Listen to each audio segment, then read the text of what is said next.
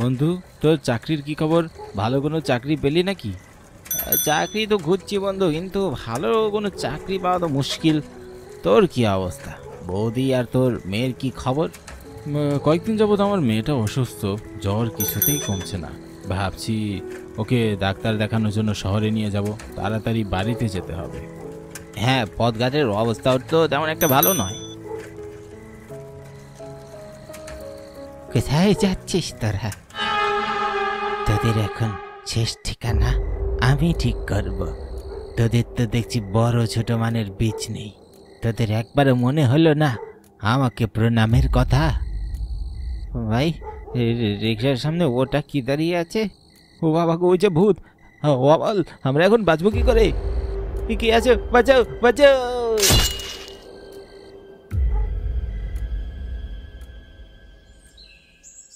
চরণ, প্রবীণ, শোন, শুধু এখানে বসে থাকলেই হবে না, বুঝলি?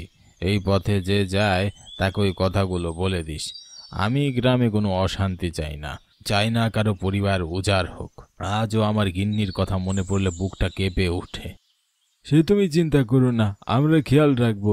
আর কেউ এ পথে গেলে তাকে সাবধান করে দেব। এখন তো এটা আমাদের দায়িত্বে পরিণত হয়েছে, তাই এ নিয়ে তুমি আর বাড়তি কোনো চিন্তা করো না। কেন জানি আমি আমার অতীতটা কিছুতেই বলতে পারি না প্রবীণদা। আমাদের সুখের সংসারটা বাহিরের এক মেয়ে এসে ভেঙে দিল। ছেলের বউরা কেন যে ছেলেকে তার মা বাবা থেকে দূরে সরিয়ে নেয় কে জানে। ছেলের বউয়ের দোষ দিয়ে কি লাভ? আমাদের ছেলেরাই তো চোখ ফিরিয়ে নিয়েছিল। আমি কতদিন ভেবেছি দরজার ওপাশ থেকে ছেলেটা এসে বলবে, বাবা চলো একসাথে বসে দুপুরের খাবারটা খাই।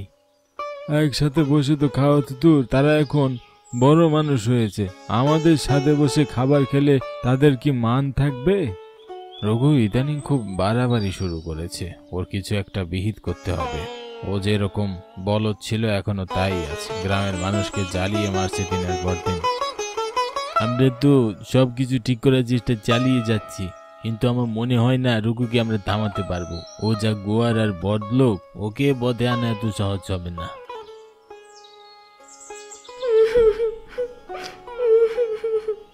মা, বাবা কখন আসবে? আমার যে অনেক কষ্ট হচ্ছে, তুমি বাবাকে এনে দাও। বাবা এখনো আসে না কেন? আসবে, এখনই আসবে। তুই একটু শান্ত হ মা। এমন কান্নাকাটি করলে আরও বেশি অসুস্থ হয়ে যাবি। আমি তোকে কিছু খাবার এনে দেই। গতকাল থেকে তুই কিচ্ছুটি খাসনি। সেই যে গত রাতে বাহিরে বের হলো, এখনো তো ফিরল না। বাড়িতে যে একটা অসুস্থ মেয়ে আছে, সেটা কি তার মাথায় নেই? রাস্তায় কোনো কি বিপদ হলো নাকি? মিতার মা, তোমার সর্বনাশ হয়ে গেল গো।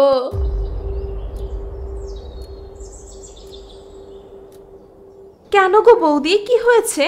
মেয়েটা অসুস্থ, তাই বাড়িতেই আছি।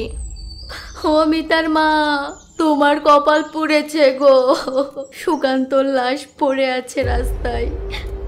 হাই, এ কি শোনালে বৌদি? এটা হতে পারে না।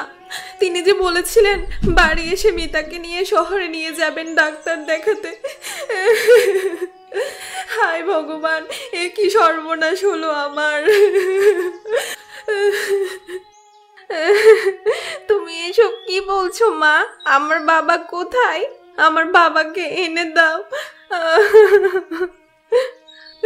হায় ভগবান, এখন আমি কি করব? মিতা, আমাদের সর্বনাশ হয়ে গেল মা। তোর বাবা আর এই পৃথিবীতে নেই। হায় ঠাকুর, এ কি সর্বনাশ করলে তুমি?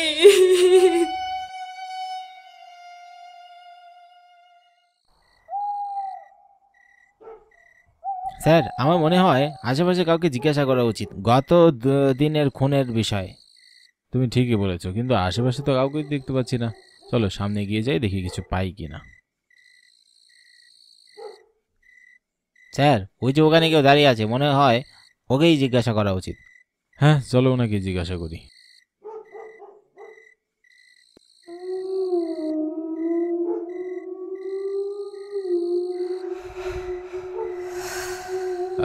নমস্কার, আপনি কি এখানেই থাকেন? হ্যাঁ বাবা, আমি এখানেই থাকি। এই পথে তো তোমাদের আগে কখনো দেখিনি। আমি এই গ্রামের নতুন দারোগা।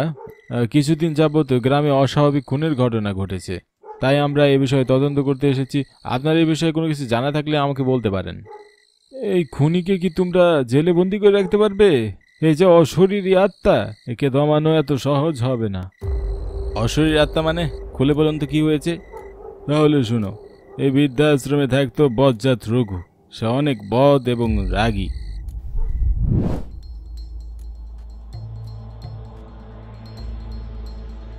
বাবা, তুমি কেমন আছো? এখানে তোমার কোনো অসুবিধা হচ্ছে না তো? না, আমি কেমন আছি এটা তোকে কেন জানতে হবে? হ্যাঁ, তুই তো নিজে ভালো থাকার জন্য আমাকে এখানে রেখেছিস, বড়দের সম্মান দিতে জানিস না। একদম অমানুষ তৈরি হয়েছিস। দূর হ আমার চোখের সামনে থেকে। তোমার কারণেই আমার মা মারা গেছে। মা মারা যাওয়ার পর তুমি আমার বউয়ের সাথেও বাজে ব্যবহার করেছিলে। তোমার জন্য আমাদের সংসারে রোজ রোজ অশান্তি হতো। হ্যাঁ, আমার জন্যই তো সব অশান্তি। দূর হয়ে যা আমার চোখের সামনে থেকে বলছি। তোর মতো ছেলের আমার কোনো দরকার নেই। তারপর হঠাৎ একদিন রঘুর বেখেয়ালির কারণে বৃদ্ধাশ্রমে আগুন লেগে যায় এবং সবাই মারা যায়। আর এই রঘু আত্মায় পরিণত হয়ে মানুষকে খুন করে। বুঝতে পারছি চাচা, আপনার অনেক বয়স হয়েছে, তাই বলে এসব মন করা গল্প শোনাবেন? মন করা গল্প নয়, এটা একদম সত্যি। বিশ্বাস না হলে কোনো এক রাত্রিবেলা এখানে এসেই দেখো। হ্যাঁ স্যার, আমার মনে হয় তিনি সত্যি কথাই বলছেন। আপনি ভূতে বিশ্বাস করেন কিনা জানি না, তো আমার ভূতে অনেক ভয় লাগে। তুমি চুপ করো তো, যত সব আজগুবি কথা। শ্যামল, তুমি তো আসতে চাইছিলে না, কতই না ভয় পাচ্ছিলে তুমি।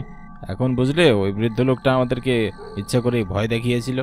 হ্যাঁ স্যার, এখনো তো কিছুই দেখতে পেলাম না, কিন্তু তারপরেও কেমন জানি ভীষণ ভয় করছে।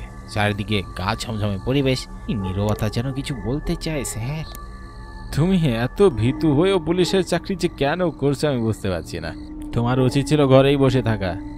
এতবার বারণ করা সত্ত্বেও তোরা আবার এসেছিস সেখানেই বলতে। ওরা তো আমাকে প্রণাম পর্যন্ত করিসনি। স্যার, এই আওয়াজটা কোথা থেকে আসছে? কাউকে দেখা যাচ্ছে না তাহলে? ওই বৃদ্ধটাই কি ঠিক কথা বলেছিল? আজ তোরা মরবি, তোদের আর কেউ বাঁচাতে পারবে না ওর হাত থেকে। আজ তোরা মরবি। ও বাবা গো, এতে দেখি সত্যিই ভূত। ভূত বুঝি এমন হয় জীবনে প্রথম দেখলাম। আমাদেরকে মেরো না, আমাদেরকে যেতে দাও, আমাদেরকে বাঁচাও।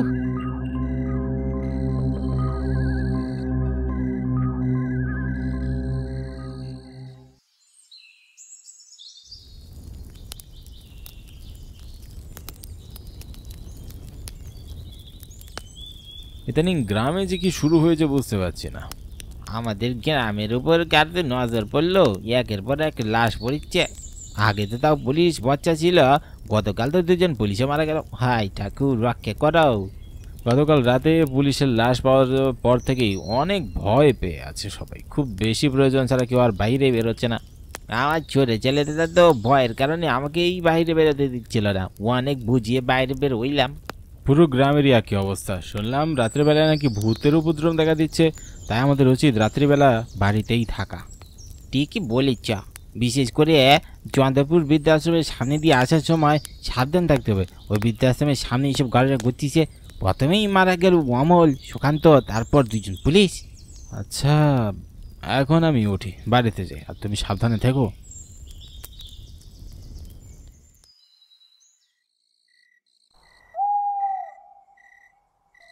ট্রেন থেকে নেমে এতটা পথ এলাম, কিন্তু আমরা কি সঠিক দিকে যাচ্ছি নাকি ভুল রাস্তা দিয়ে এগোচ্ছি? জয় যে পথ ধরে যেতে বলেছিল সেভাবেই তো আমরা যাচ্ছি। তুই চিন্তা করিস না, ঠিক পৌঁছে যাবো। তুই বলবি চিন্তা করিস না, আর চিন্তা করা বন্ধ হয়ে যাবে। সন্ধ্যা ঘনিয়ে এলো, একটু পরেই রাত হবে। রাতের অন্ধকারে সৌরভের বাসা কিভাবে খুঁজবো বলতো? তুই অবশ্যই ঠিকই বলেছিস, কিন্তু আশেপাশে তো কাউকে দেখতে পাচ্ছি না, যে জিজ্ঞাসা করবো। চল আরেকটু এগিয়ে যাই। ওই দেখ সজীব, ওখানে মনে হয় কেউ একজন আছে। চল ওদিকে গিয়ে জিজ্ঞাসা করি।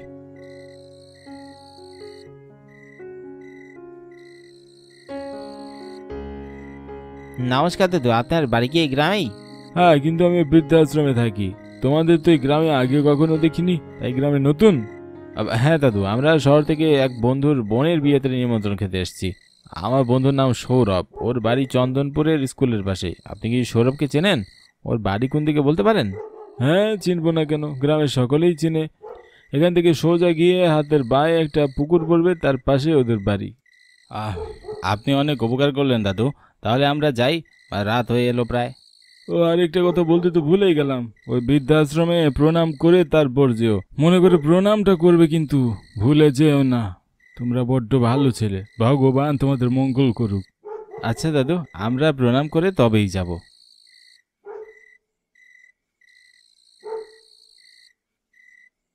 তোদের গ্রামের মানুষগুলো খুবই আন্তরিক, তো গ্রামের মানুষগুলোকে দেখে মনে হয় এরা খুবই সহজ সরল। হঠাৎ এই কথা বললি যে, কিছু হয়েছে? হ্যাঁ, আজ সন্ধ্যাবেলা আমরা তোর বাড়ির রাস্তা খুঁজে পাচ্ছিলাম না, তখন রাস্তায় বৃদ্ধাশ্রমের একজন বৃদ্ধ লোক আমাদেরকে সাহায্য করেছে। বৃদ্ধাশ্রম? কিন্তু কোনো বৃদ্ধাশ্রম তো এই গ্রামে নেই। একটা ছিল, তবে সেটা তো এখন আর নেই। নেই মানেটা কি? অবশ্যই আছে, তুই জানিস না ভাই। আমরা আসার সময় ভাই বৃদ্ধ আমাদের সাথে কত ভালো করে কথা বললো, আমাদের তো তোর বাড়িটাও দেখিয়ে দিল, আর এও বললো যে সে তোকে চেনে।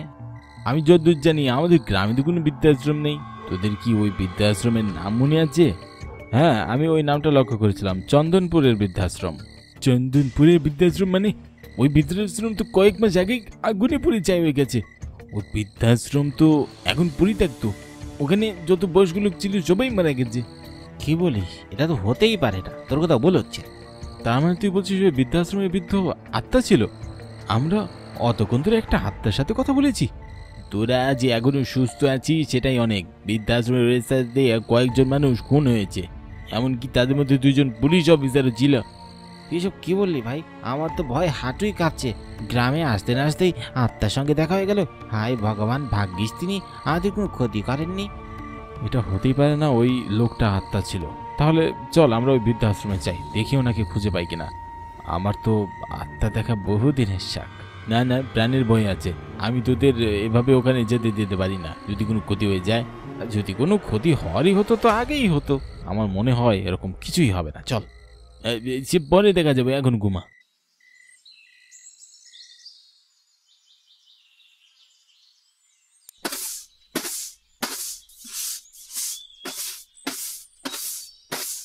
কাকিমা, জয়কে দেখছি না, জয় কোথাও গেছে?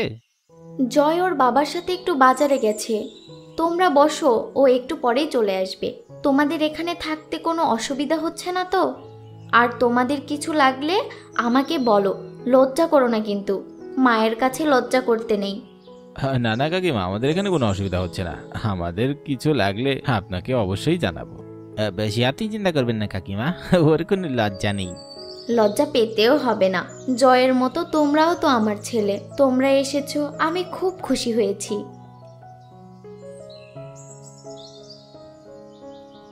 কিরে জয়, তোর মনে আছে তো আজ রাতে আমরা বৃদ্ধাশ্রমে যাব? কিন্তু তোদের কি ওখানে না গেলেই নয়, যদি কোনো বিপদ হয়? আমার মনে হয় না কিছু হবে, চল আমরা একবার যাই। তোর গ্রাম তুই ভয় পাচ্ছিস? আচ্ছা ঠিক আছে, আজ রাতেই যাব, পরে তোরা আমাকে কোনো দোষ দিতে পারবি না। আর শোন, এই কথা যেন কেউ জানতে না পারে। কোনো চিন্তা করিস না, কাকপক্ষেও জানতে পারবে না।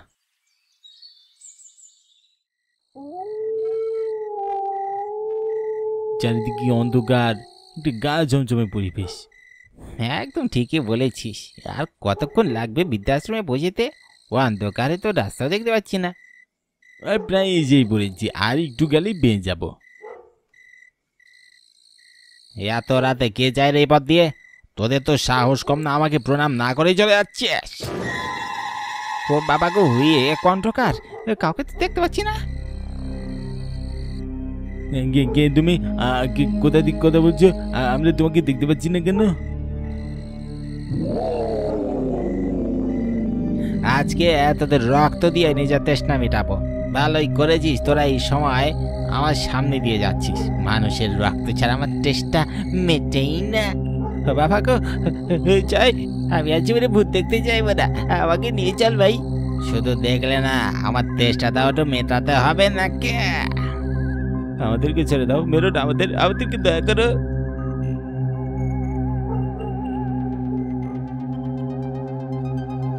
সজীব, আমাদেরকে দয়া করে ছেড়ে দাও, আমার বন্ধুকে ছেড়ে দাও।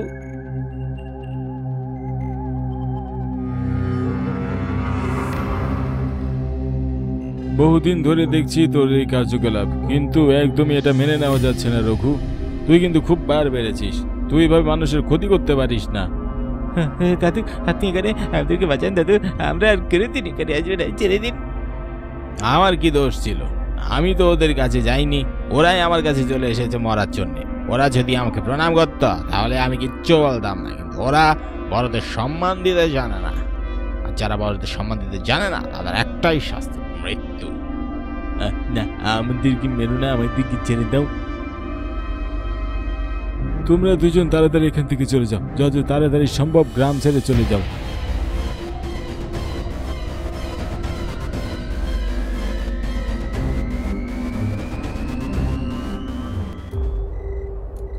আমি তোকে বলেছিলাম না রাতের বেলা ওখানে যাস না, তোরা আমার কথা শুনলি না।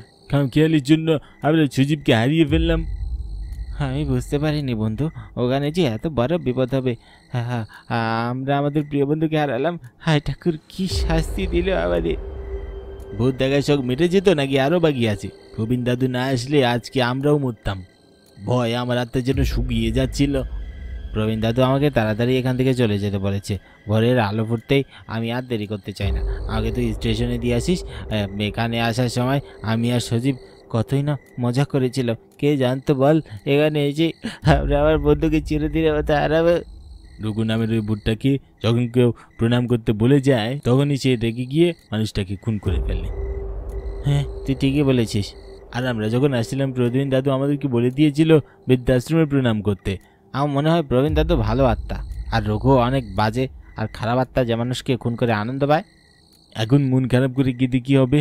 আমি আগেই বলেছিলাম ওখানে যাস না। ব্যাগ গুছিয়ে রাখ, ভোরের আলো ফুটতেই বেরিয়ে পড়তে হবে।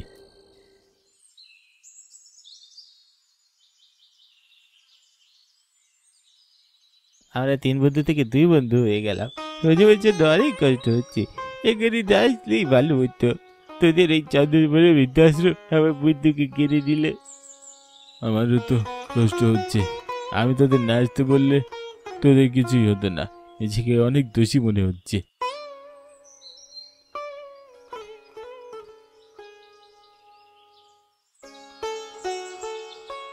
এই সোজা রাস্তা ধরে 5 মিনিট গেলে স্টেশন পেয়ে যাবি। আমি আর সামনে যেতে পারবো না, সামনের দিকে এগুলি আমার বিপদ আছে। বিদায় বন্ধু, ভালো থাকিস।